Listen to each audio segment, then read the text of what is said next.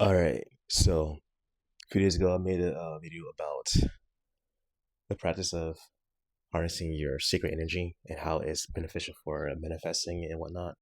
So I wanted to touch base a little more stuff on it. Um, Lust is something that you shouldn't allow to control you. It shouldn't be something that you should indulge where like deep down, you're supposed to utilize that energy for something else. And then, defeating lust unlocks everything. Lust is the final boss. And it's not like I'm saying like it's a natural thing that we have and it can be utilized like when you're climaxing and then you visualize what you want to manifest, but it's more better. Better it's better when you're not doing anything and you're being celibate, and then like you have that energy 24/7 instead of that time when you're just like be intimate with your partner or whatever. So it's as you're holding on to it, like that energy's with you know and it brings so much. It unlocks so much within yourself. Like it transforms you to a better version of yourself. It's kind of like, for example, you seen the Captain America movie, the first one, where he takes that super soldier serum. Metaphorically speaking, it's like that's you. Or like with Spider-Man, the first Spider-Man movie with Tobey Maguire. When he's all buff and stuff like that. And he's the shit. And he doesn't need his glasses. It's like it's all metaphoric. One of my favorite movies of all time that I can watch multiple times a day is Limitless. You can't tell me that that movie is not metaphorically based on that, because it's so spot on. It's like when you're holding on to that energy for a long time, for a month, 2 months, 3 months, whatever, everything just started coming to fruition, especially when you know how to manifest, and especially when you're practicing fasting. It's all encapsulating. You know, on my YouTube channel, Ancient Bloodline of Light, I said the holy trinities of manifesting is sustaining your sexual energy, fasting, and there was a third one. I keep forgetting it. I'll figure out whatever that third one is. Then I'll say it, or I'll put it in the comments maybe if I don't remember it by the time I'm done with this video. But it does it draws you in more. If you're a business owner, it draws in more clientele. If you're trying to attract that partner, which obviously I know that we're talking about like abstaining from that but it can draw in a partner, but be also can draw in the wrong person. It can draw in bad people. It can draw in opportunities. you know People just want to collaborate with you, people want to work with you, people want to invest in you.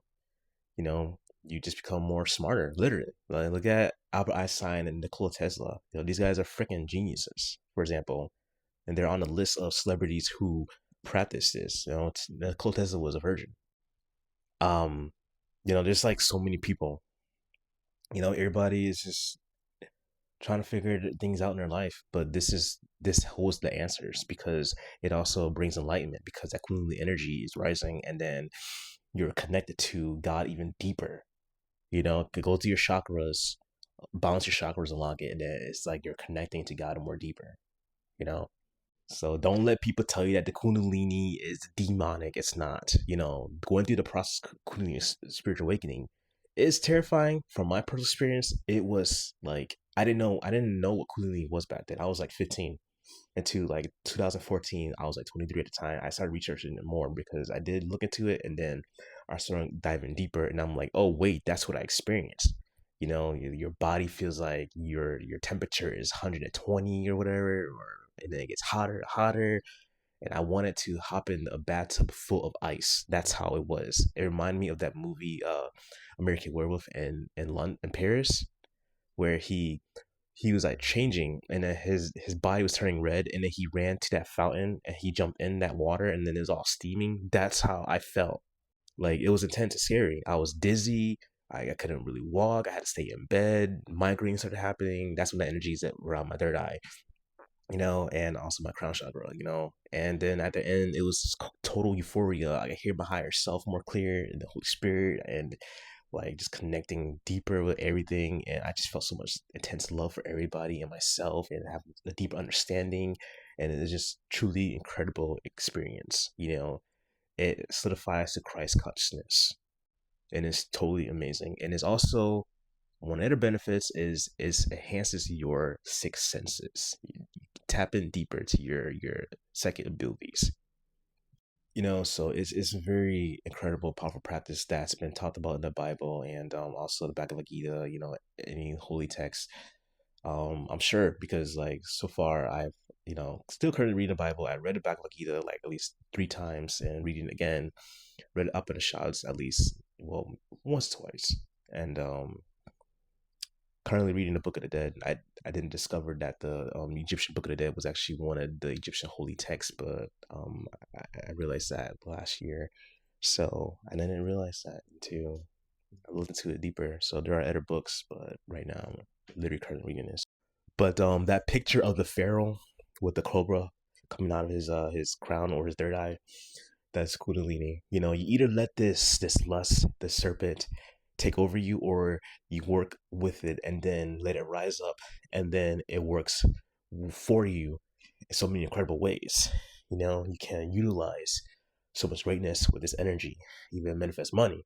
Having money issues, hold on to your sexual energy, because your root chakra is that chakra for when it comes to manifesting money, because you feel safe, you feel secure in yourself. You realize, if you get paid, for your job, or you have your business, and you bring that revenue, you feel good, you feel positive towards people. I mean, at least in my case, especially feeling good in general. Like, even if you don't have money, it can, it shows who you are as a person, because there's some people who are snobby, egotistical, arrogant, shallow, and nasty towards other people when they have a lot of money or material things, and it's disgusting. I can't see those kind of people.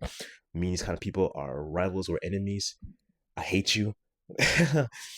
Fuck you. When you're in my presence, get away from me, because I want to hurt you. I can't stand people like that. I can't stand superficial people. I hate you. And I know you hate me too, because I exist, so I can't stand you. Anyways, that energy, you work with that energy because that's within you, and utilize that energy. Utilize it for the greatest good.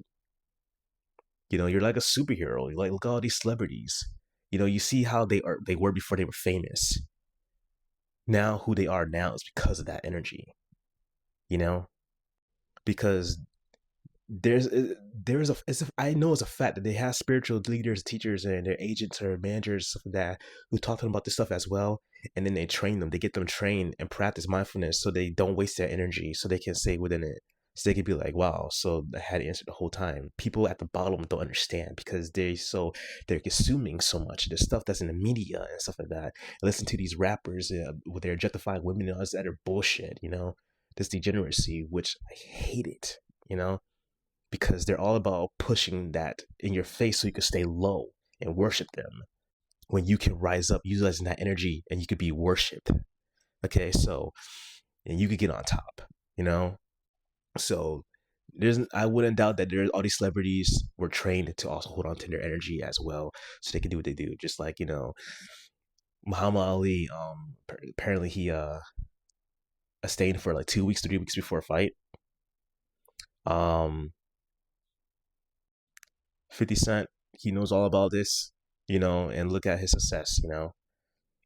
He even says that he doesn't even look at women after they pass by him. He doesn't look back and stare at their ass. Kanye West said, people want to, that you can use it in sexual energy, because it's like people get up 5 in the morning and stand in line at a club because they wanna hook up with somebody, where you could like utilize that energy and for your creativity and whatnot. And it's true. People would get up 1 in the morning if their partner and be like, hey, want to come over, do this and that. They would get up while it was like freaking 20 degrees weather, and they would do it. Hop on that bike right over there.